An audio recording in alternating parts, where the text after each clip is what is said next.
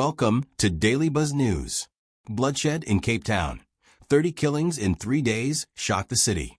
Cape Town is reeling under a devastating wave of violence after nearly 30 murders were recorded in just 72 hours. What is happening in the Western Cape is no longer ordinary crime. According to the South African National Civic Organization, the province is now facing what they describe as a human catastrophe, a crisis where fear has become a daily condition for Cape Town residents. They warn that children now recognize the sound of gunfire more easily than the sound of hope. Women, they say, are being hunted by predators in taxis, in their own homes, in workplaces, and in neighborhoods where policing is thin and help arrives far too late. Gender-based violence continues to surge across the province, with cases ranging from brutal assaults to murders committed both in public spaces and behind closed doors.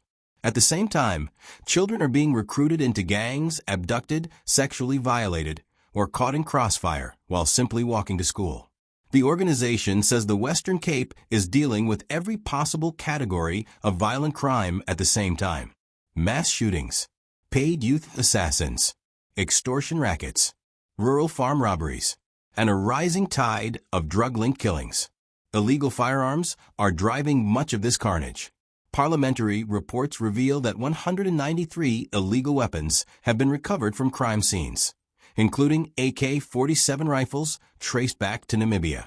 These weapons are feeding gangs and well-organized criminal networks across the province. Major routes like the N1, the N2, the R60, and several coastal corridors have now become smuggling pipelines. Through these routes, firearms, drugs, and illicit goods flow into the hands of criminals faster than law enforcement can respond. The South African National Civic Organization has also accused provincial leadership of ignoring critical warnings.